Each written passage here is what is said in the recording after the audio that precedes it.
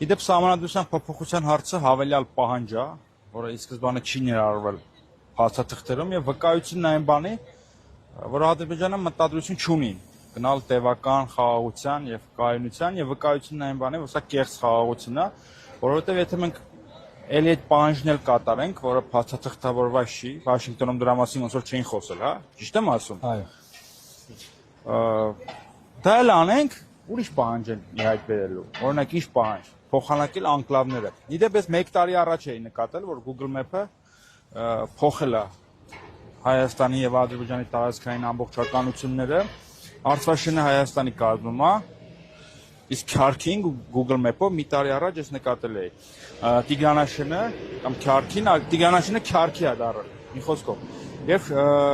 տավուշում էլ կան այդ համապատասխան փոփոխությունները, դեռևս մի տարի առաջ Google, այսինքն իրենք գիտեն ինչ են անում եւ ամեն ինչ նախապատրաստվում է դրան, եւ այս ամենը վկայությունն է, որ այս խաղաղության մասին խոսակցությունները իսկապես կեղծ են եւ որևէ խաղաղության մենք չենք հասնելու եւ պահանջները հերթափոխի տրամաբանությամբ հաջորդելու են մեկը մյուսին, իսկ Հայաստանը հայտնվելու է խորը եւ անդառնալի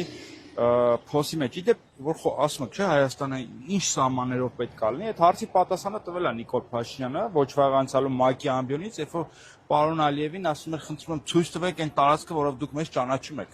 Այսինքն Նիկոլ Փաշինյանն էլ չգիտի եւ ըստ էության Ալիևին է հարցնում, Պուտինին է հարցնում, Մակրոնին է հասցնում։ Եվ գալով այնտեղին, որտեղ մենք հիմա կանգնած ենք, ըստ էության Սահմանադրական դատարանը պետք է լիներ այն կառույցներից մեկը, որը պետք է զսպեր եւ կանխեր մեր պետության պետականության նկատմամբ այս դիվերսիան, այս բռնությունները եւ ըստ էության փաստաթղթերով արել է։ Հստակ արձանագրել է, որ մեր սահմանադրության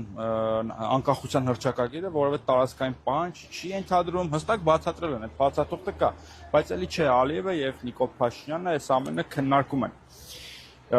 Գանք ներքին խնդիրներին, ինչի համար ենք մենք եկել այստեղ, որ Հայաստանը վստահաբար պետք է լինի իրավական պետություն, որովհետեւ Նիկոլ Փաշինյանը ժողովրդավարություն ասելով հասկանում է, որ իրեն ընտրողները ինչ ուզեն դա էլ կլինի, օրինակ, եթե իր ընտրողները, ԿՊԱ-ականները, որոնց ինքը ժողովուրդ է անվանում, մյուսները ժողովուրդ չեն, իր ընտրողները, ժողովուրդ, շակերտների մեջ կոչվածը, մի բան ուզում են, օրինակ, ուզում են մեզ ուտեն, դա ժողովրդի կամքն է, պետք է անել, պետք է այսինչ բիզնեսմենին ունեզրկել, ուրեմն պետք է ունեզրկել, այսինքն Սահմանադրության մեջ պատահական չեն այդ